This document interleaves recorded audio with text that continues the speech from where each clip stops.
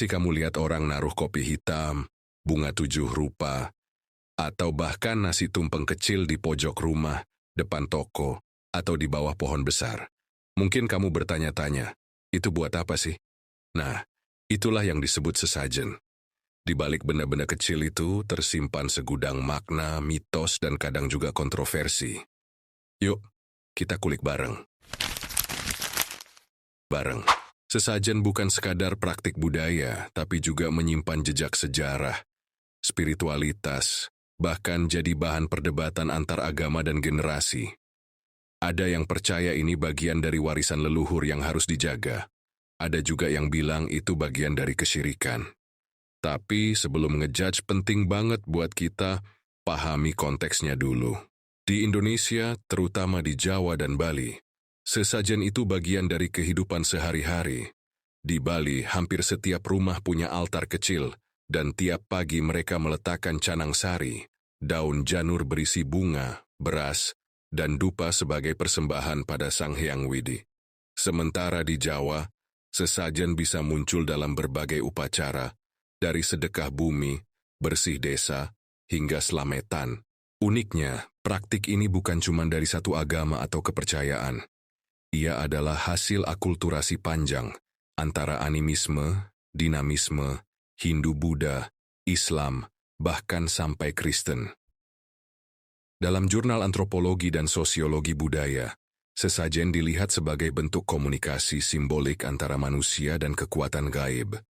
Entah itu roh leluhur, dewa, atau makhluk penjaga tempat. Banyak masyarakat tradisional percaya bahwa alam ini punya penunggu.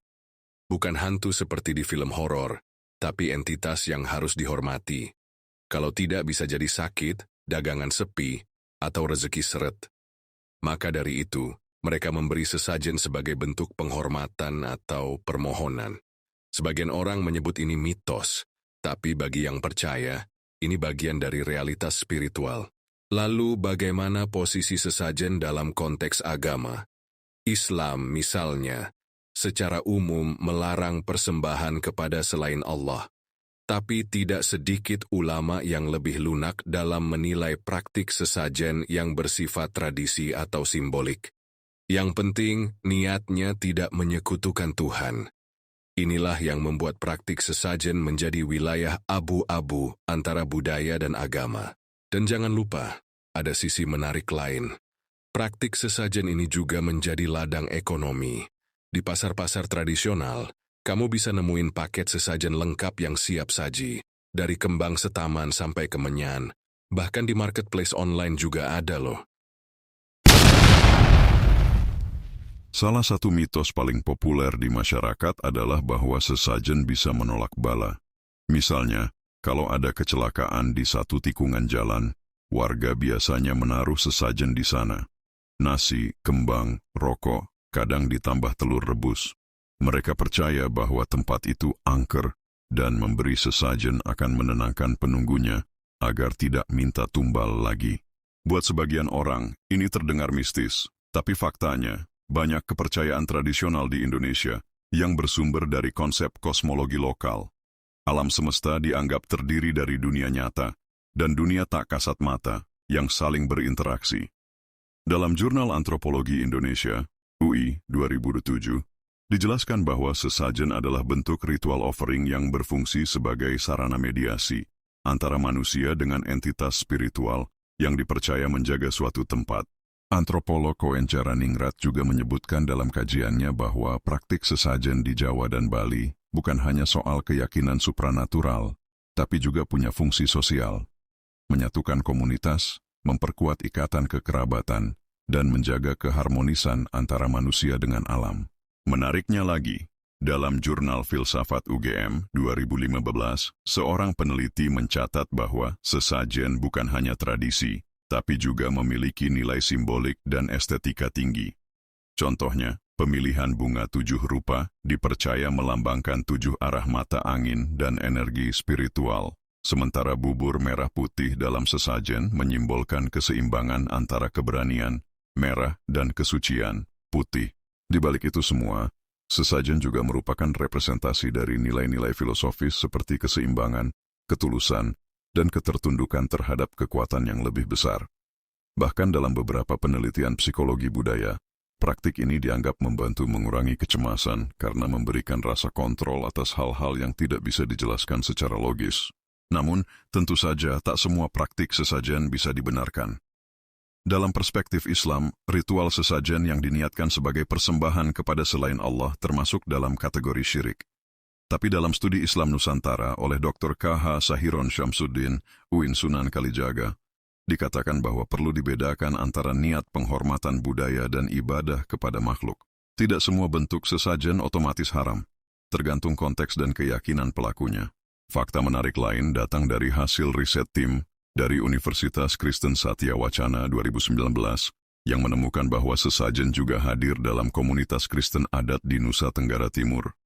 Mereka menyelaraskan keyakinan terhadap Tuhan dengan praktik leluhur, menjadikan sesajen sebagai simbol kebersamaan dan pengucapan syukur dalam upacara adat, bukan penyembahan roh.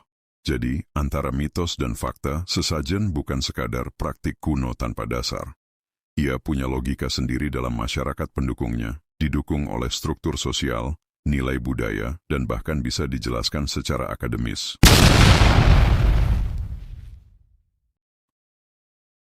Kalau kamu pernah dengar cerita orang kesurupan setelah nendang sesajen, atau tempat usaha yang bangkrut karena nggak ngasih uang rokok ke penunggu lokasi, kamu nggak sendirian. Cerita-cerita semacam ini tersebar luas di masyarakat. Ada yang ngalamin sendiri, ada juga yang katanya. Faktanya, kisah-kisah ini menjadi bagian dari narasi kolektif yang dibentuk secara turun-temurun. Menurut Jurnal Komunikasi dan Budaya, Universitas Padjadjaran 2018, fenomena ini disebut sebagai memori kultural, yaitu ingatan sosial yang dibentuk oleh mitos, simbol, dan pengalaman bersama dalam satu komunitas. Dalam konteks sesajen, banyak masyarakat yang percaya bahwa ada kekuatan gaib yang bisa tersinggung kalau tempatnya tidak dihormati. Contohnya, pohon beringin besar di tengah kampung yang selalu diberi sesajen pada malam Jumat Kliwon. Kepercayaan ini bukan sekadar mistik tanpa logika. Dalam studi fenomenologi budaya oleh Dr. Muji Sutrisno 2020, disebutkan bahwa masyarakat membangun relasi spiritual dengan alam dan makhluk tak kasat mata sebagai bentuk keseimbangan. Hal ini juga berkaitan dengan praktik klinik, yaitu usaha untuk mempengaruhi keadaan atau orang lain melalui kekuatan supranatural. Sesajen seringkali dianggap sebagai salah satu medianya. Misalnya, dalam praktik pelet, pesugihan, atau penolakan santet. Benda-benda seperti kembang telon, ayam cemani, darah, bahkan kepala kerbau kadang digunakan dalam upacara tertentu, yang oleh masyarakat disebut sebagai ritual hitam. Namun perlu dicatat, tidak semua sesajen bersifat klinik. Banyak ritual menggunakan sesajen dalam konteks positif seperti bersih desa atau ruatan, yang bertujuan membersihkan diri dan lingkungan dari energi buruk.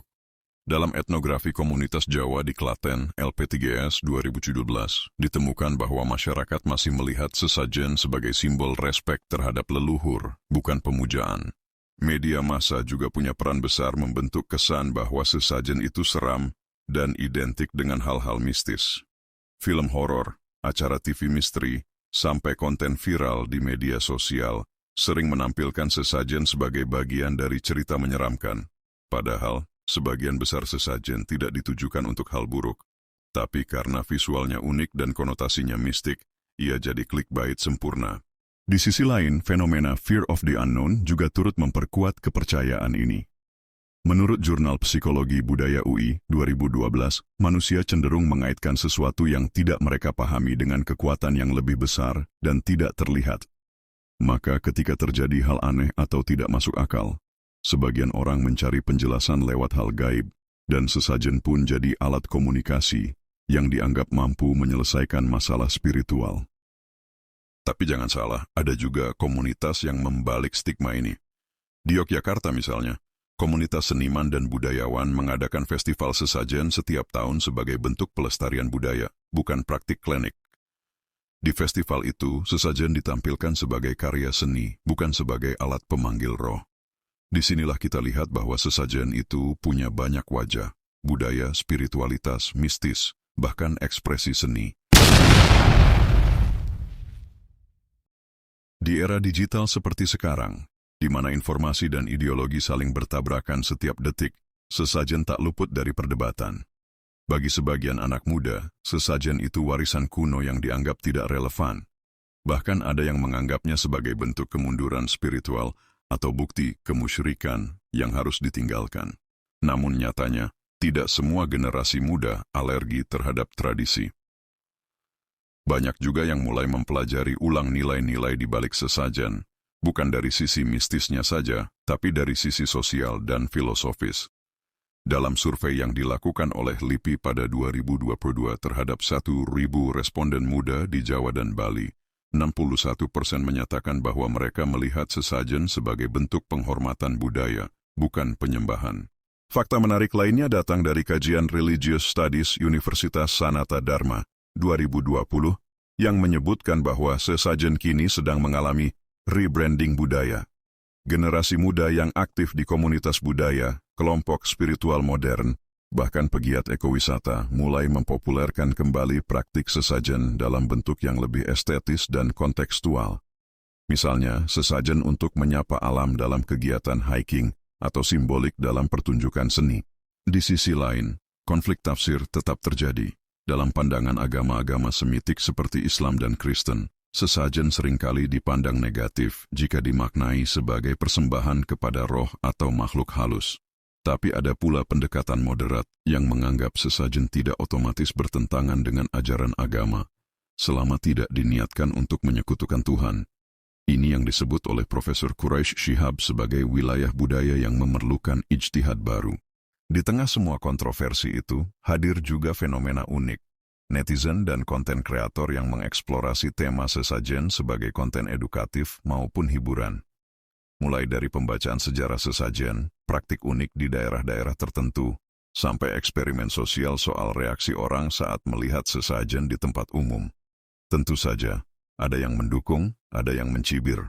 Yang menarik adalah, sesajen bukan hanya tentang masa lalu, tapi juga tentang bagaimana kita sebagai masyarakat modern menyikapi warisan budaya dengan kritis dan bijak. Kita bisa memilih untuk percaya atau tidak, tapi menertawakan tanpa memahami, apalagi mencaci, justru menunjukkan bahwa kita belum dewasa dalam berbudaya.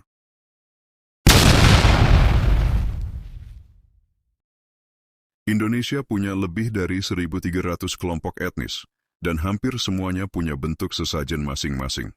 Praktik ini nggak sekadar tradisi, tapi mencerminkan cara pandang orang lokal terhadap alam semesta, kehidupan, dan kematian.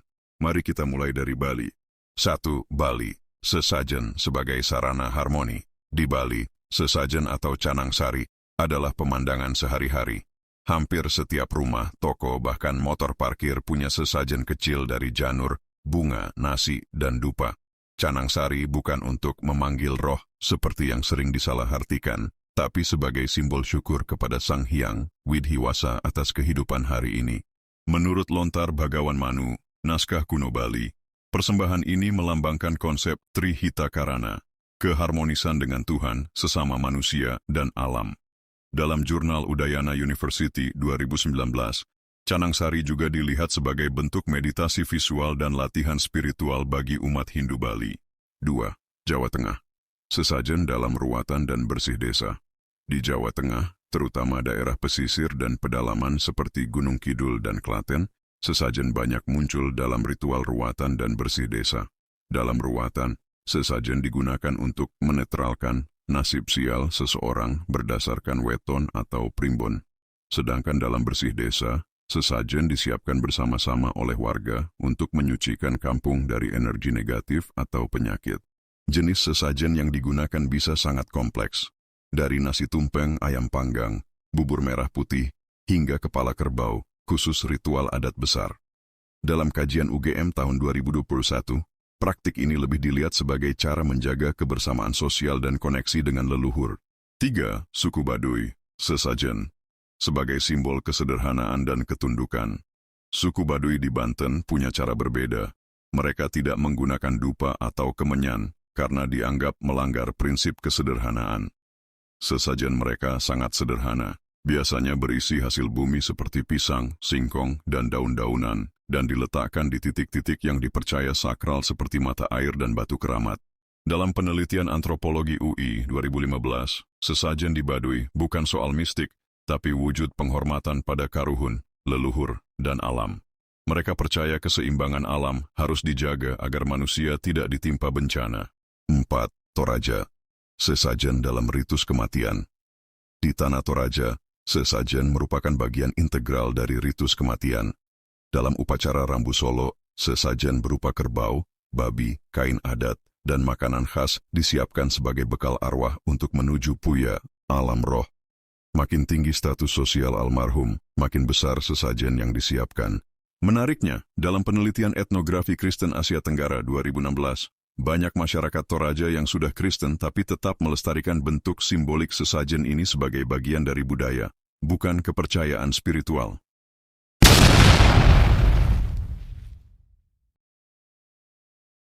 Setiap komponen dalam sesajen dipilih bukan secara acak. Ada filosofi, ada simbolisme, dan kadang juga fungsi spiritual yang diyakini secara turun-temurun. Bahkan warna, bentuk, dan urutan penempatan barang pun dianggap penting. 1. Bubur merah dan putih. Simbol keseimbangan dua jenis bubur ini hampir selalu hadir dalam sesajen Jawa. Bubur merah melambangkan keberanian, darah, dan unsur maskulin, api. Sedangkan bubur putih melambangkan kesucian, keselarasan, dan unsur feminin, air. Ini adalah konsep dualitas yang mencerminkan harmoni hidup, baik buruk, siang malam, laki perempuan. Dalam naskah kuno Serat Centini, ini disebut sebagai Kauruh Kalangon, ilmu hidup seimbang. 2. Bunga 7 rupa, wakil energi spiritual. Bunga dalam sesajen bukan hanya hiasan. Dalam tradisi kejawen, bunga 7 rupa, melati, mawar, kenanga, kantil, deliel, melambangkan 7 arah penjuru mata angin dan 7 lapisan alam. Warna-warni bunga dianggap sebagai energi yang menenangkan dan menarik vibrasi positif. Dalam praktik spiritual Hindu Jawa, bunga juga dipercaya memudahkan komunikasi dengan alam halus. 3. Kemenyan dan dupa. Penghubung dunia asap dari dupa atau kemenyan diyakini sebagai jembatan antara dunia nyata dan dunia gaib. Dalam penelitian dari UIN Sunan Kalijaga 2020, asap adalah bentuk naik turunnya doa dalam budaya spiritual Nusantara. Itulah kenapa dalam banyak upacara adat, dupa dibakar sambil membaca mantra atau doa khusus. 4. Uang koin atau recehan. Persembahan duniawi koin logam dalam sesajen melambangkan pemberian materi atau bentuk sedekah kepada roh-roh yang dipercaya menghuni tempat tertentu. Dalam mitos, roh atau arwah juga butuh simbol penghidupan. Tapi di sisi lain, ini juga mencerminkan sistem nilai lama tentang membayar energi yang digunakan untuk perlindungan atau permintaan tertentu.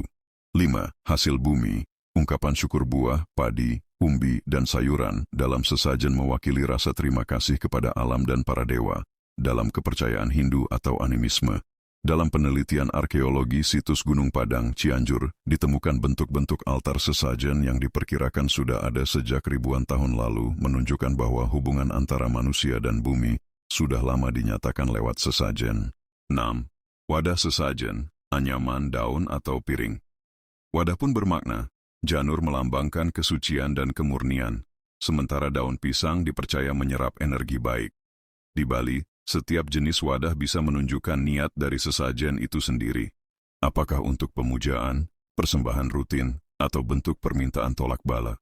Jadi, sesajen bukan sekadar makanan yang ditaruh di tempat angker. Ia adalah rangkaian simbol spiritual yang menyampaikan pesan, rasa hormat, syukur, ketundukan, bahkan harapan. Di Indonesia, keberagaman budaya sering bersinggungan dengan ajaran agama. Salah satu yang paling sering jadi bahan diskusi, kadang juga debat, adalah soal sesajen. Apakah sesajen dianggap syirik atau justru bentuk ekspresi spiritual yang sah secara budaya? Yuk, kita bahas satu persatu. 1. Islam, antara larangan syirik dan toleransi budaya. Dalam Islam, khususnya yang berpegang pada tauhid murni, praktik sesajen yang ditujukan pada makhluk halus, jin, atau leluhur secara eksplisit dianggap menyimpang, bahkan masuk kategori syirik. Al-Quran Surat Al-Jin ayat 6 menyinggung tentang manusia yang meminta perlindungan kepada jin, yang akhirnya memperdaya mereka. Namun dalam realita masyarakat Muslim Indonesia, terutama di Jawa dan Sumatera, Banyak umat Islam tetap menjalankan ritual dengan sesajen. Biasanya dibungkus dengan doa-doa Islami seperti tahlil atau slametan. Ini bisa dilihat sebagai hasil dari sinkretisme antara kepercayaan lokal dan ajaran Islam. Menurut penelitian dari Profesor Zamakhsyari Dofir dalam bukunya Tradisi Pesantren 1982, praktik seperti slametan atau kenduri dengan sesajen dipahami sebagai bentuk silaturahmi spiritual yang tidak selalu bermakna penyembahan kepada selain Allah. 2. Kristen. Fokus pada relasi personal bukan ritual materi. Dalam teologi Kristen, terutama Protestan dan Katolik, sesajen yang ditujukan pada roh atau makhluk halus tidak dianjurkan. Praktik tersebut dinilai bertentangan dengan ajaran bahwa hubungan manusia dan Tuhan adalah langsung tanpa perantara benda atau medium. Namun, dalam konteks budaya, Gereja Katolik Indonesia lebih akomodatif. Misalnya dalam komunitas Toraja dan Flores, sesajen dalam upacara adat tetap dilestarikan sebagai bagian budaya, bukan ibadah. Bahkan, dalam beberapa misa adat, sesajen simbolik seperti hasil bumi dipersembahkan ke altar sebagai bentuk syukur. Hal ini didukung oleh pendekatan inkulturasi, yaitu proses adaptasi budaya ke dalam kehidupan beragama, agar nilai-nilai Kristiani bisa membumi tanpa menghapus tradisi. 3. Hindu, sesajen sebagai inti spiritualitas. Dalam Hindu, khususnya Hindu Dharma Bali, sesajen atau banten adalah bagian utama dalam kehidupan spiritual. Persembahan dibuat setiap hari sebagai bentuk komunikasi dengan Tuhan, Ida Sang Hyang Widiwasa, dewa-dewa, roh leluhur, dan makhluk tak kasat mata lainnya. Dalam konsep yadnya, umat Hindu menyajikan banten bukan untuk meminta imbalan, tapi sebagai wujud bakti dan harmoni dengan alam semesta.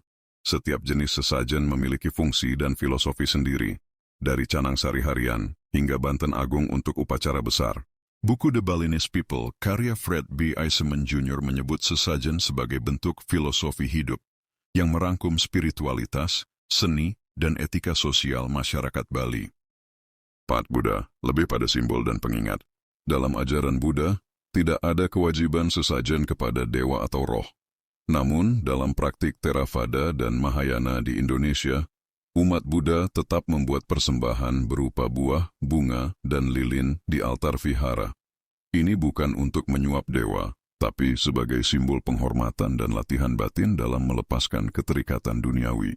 Dalam penelitian Buddhist Studies UGM 2016, sesajen dianggap sebagai objek visual untuk melatih konsentrasi dan belas kasih, bukan persembahan dalam arti magis. Jadi, sesajen memang dipandang berbeda-beda oleh tiap agama. Tapi di Indonesia, yang unik adalah toleransi budaya, di mana unsur-unsur sesajen tetap hidup berdampingan dengan ajaran agama, selama niat dan maknanya dijaga.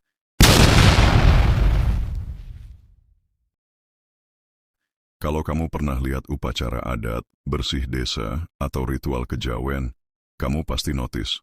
Yang paling sibuk urus sesajen hampir selalu perempuan. Mereka bukan cuma tukang masak atau pelengkap, tapi jadi tokoh kunci dalam warisan budaya yang sering dianggap mistis ini. 1. Perempuan sebagai mediator energi ibu. Dalam banyak budaya Nusantara, perempuan dipercaya sebagai perantara energi bumi dan roh leluhur.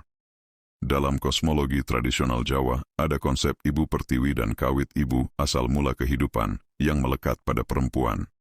Maka dari itu perempuan dianggap lebih peka dan cocok untuk menyusun sesajen, karena sesajen adalah komunikasi dengan energi alam semesta. Penelitian dari Fakultas Antropologi UGM 2017 menyebutkan bahwa dalam ritual seperti slametan, ruatan, dan bersih desa, kaum perempuan biasanya bertugas menyusun, merapikan, dan membacakan doa saat menata sesajen, sebagai wujud peran mereka sebagai penjaga harmoni. 2. Warisan lintas generasi. Tradisi sesajen sering diajarkan dari ibu ke anak perempuan. Ini bukan sekadar tradisi, tapi juga bentuk pendidikan spiritual dan budaya. Di Bali, anak-anak perempuan diajari sejak kecil cara membuat canang sari dengan penuh ketelitian dan filosofi. Dalam buku Balinese Women karya Jan Kuto, disebutkan bahwa peran perempuan Bali dalam ritual sesajen adalah bentuk konkret dari spiritualitas sehari-hari. Mereka bukan hanya membuat, tapi mewakili semangat religius keluarga. 3. Dominasi perempuan dalam ritual kecil hingga besar. Menariknya, dalam tradisi seperti Nadran Laut di Pantura Jawa atau Rambu Solo di Toraja, perempuan memegang peran dominan dalam menyiapkan sesajen, bahkan menentukan susunannya.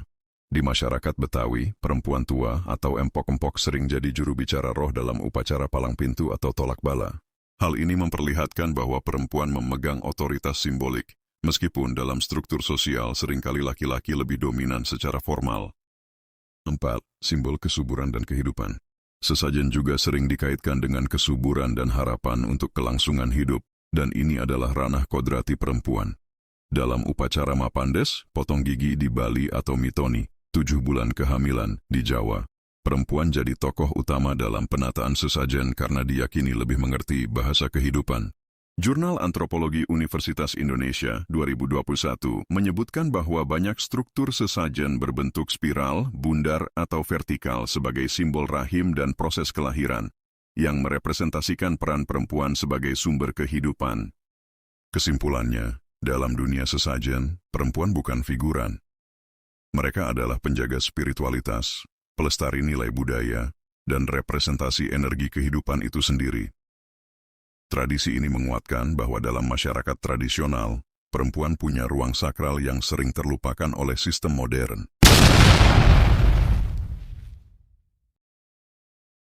Saat kita ngomongin sesajen, kebanyakan orang langsung mikir soal mistis. Tapi ternyata, peneliti dan ilmuwan juga menaruh perhatian pada praktik ini. Bukan dari sisi spiritual, tapi dari efeknya terhadap psikologi, komunitas, bahkan ekosistem. Yuk, kita bongkar satu persatu. 1. Efek psikologis, rasa aman dan ketenangan batin. Salah satu penelitian menarik datang dari Fakultas Psikologi Universitas Airlangga 2020, yang menyimpulkan bahwa ritual sesajen memberi efek positif bagi individu, terutama dalam hal reduksi kecemasan. Saat seseorang merasa sedang menghadapi masa sulit, entah karena sakit, musibah, atau gangguan gaib, membuat sesajen dan melakukan ritual memberi efek self-soothing atau penenangan diri. Hal ini mirip seperti ritual religius lain, seperti doa, meditasi, atau nyekar. Dalam psikologi ini disebut sebagai coping mechanism berbasis budaya. Jadi bukan hanya soal mistik, tapi fungsi emosional yang nyata. 2. Efek sosial, perekat komunitas dan simbol identitas. Di desa-desa, sesajen sering jadi bagian dari acara bersama. Slametan, bersih desa, sedekah laut, dela. Menurut kajian sosiologi UGM 2018, ritual ini memperkuat rasa kebersamaan, komunitas, karena dilakukan bareng-bareng, dan biasanya disertai makan bersama. Sesajen juga jadi simbol identitas budaya, terutama dalam komunitas adat seperti di Bali, Keraton Yogyakarta, dan masyarakat Dayak. Ritual ini memperkuat akar sejarah dan kebanggaan lokal. Bahkan, UNESCO menetapkan beberapa bentuk ritual berbasis sesajen di Indonesia sebagai warisan budaya tak benda. 3. Efek lingkungan bentuk kearifan lokal. Mungkin ini yang paling mengejutkan. Dalam tradisi Bali dan beberapa komunitas Sunda Wiwitan, sesajen disusun dari bahan-bahan alami, daun, bunga, buah, tanpa plastik atau limbah buatan. Dalam jurnal Ecological Anthropology 2019, hal ini disebut sebagai ekspresi ekospiritualitas hubungan manusia dengan alam yang dijaga lewat ritual. Dalam sedekah gunung atau sedekah laut, ada bagian penting di mana masyarakat membersihkan gunung, pantai, atau hutan sebelum meletakkan sesajen. Ini memberi efek nyata bagi lingkungan sekitar. Jadi, ritual sesajen bisa punya fungsi konservasi tak langsung. 4. Sugesti atau energi gaib. Sains masih debat. Nah, bagaimana dengan sisi mistisnya? Apakah sesajen benar-benar memengaruhi makhluk halus atau energi gaib? Disinilah sains masih belum bisa memberi jawaban pasti. Sains bekerja dengan metode empiris. Apa yang bisa diukur, diulang, dan dibuktikan. Karena itu, efek spiritual dari sesajen masih dianggap sebagai fenomena subjektif yang lebih dekat ke ranah antropologi, bukan eksakta. Namun, beberapa ilmuwan, seperti dalam studi psikotronik dan medan elektromagnetik, mencoba menjelaskan fenomena energi spiritual dari sisi gelombang otak, getaran ruang, bahkan medan magnet tertentu yang mungkin dipengaruhi oleh aroma dupa atau suara mantra. Tapi ini belum jadi kesimpulan ilmiah yang solid. Jadi dari sisi ilmiah, sesajen bukan hanya soal mistik. Ia memberi manfaat nyata secara psikologis, sosial, bahkan ekologis. Dan meski sisi gaibnya belum bisa dijelaskan penuh, pengalaman batin masyarakat yang menjalaninya tetap punya nilai. Kalau kita runut dari awal, sesajen bukan cuma soal ngasih makanan buat makhluk halus. Ia adalah simbol, sebuah bahasa budaya yang menyampaikan rasa hormat, harapan, dan kepercayaan yang telah diwariskan dari generasi ke generasi. 1. Relevansi sesajen hari ini. Di era serba digital dan logis seperti sekarang, banyak yang mulai mempertanyakan, bahkan meninggalkan praktik sesajen. Tapi di sisi lain, banyak juga yang justru kembali menggali akar budaya, termasuk ritual seperti ini, untuk menemukan kembali jati diri dan spiritualitas yang lebih membumi. Sesajen hari ini mungkin tidak lagi dianggap sebagai pemberian untuk roh halus, tapi tetap bisa dimaknai sebagai simbol syukur, perenungan, dan hubungan kita dengan semesta. 2. Bagaimana menyikapinya sebagai generasi muda? Sebagai generasi yang hidup di antara rasionalitas dan budaya, kita bisa memilih untuk tidak langsung menolak atau menganggap sesajen sebagai tahayul, tapi juga tidak harus menjalankannya secara buta. Yang penting adalah memahami konteks dan nilai-nilai yang terkandung di baliknya. Sesajen bisa kita lihat sebagai simbol komunikasi antara manusia dan kekuatan yang lebih besar, alat refleksi diri dan harapan, jembatan budaya yang menyatukan generasi dan komunitas. Kamu nggak harus percaya pada mistisnya, tapi kamu bisa belajar menghargai nilai-nilai yang melekat di baliknya. Rasa hormat, kebersamaan, kesadaran spiritual, dan cinta pada alam. Sesajen memang penuh mitos, tapi juga menyimpan fakta yang tak bisa diabaikan. Ia bukan hanya tentang dunia gaib, tapi juga tentang cara manusia menjalani hidup dengan penuh makna dan simbol. Dan sekarang pertanyaannya, apakah kamu masih menganggap sesajen sekadar klinik kuno? Atau mulai bisa melihatnya sebagai jejak kebijaksanaan nenek moyang yang layak dihargai? Kalau kamu suka konten seperti ini, jangan lupa like dan share video ini ke teman-temanmu yang suka bahas topik budaya, mistis, dan spiritual. Subscribe channel Aanas untuk konten sejarah, budaya, dan kisah unik lainnya. Tulis di kolom komentar, sesajen menurut gue, biar kita bisa diskusi seru di sana.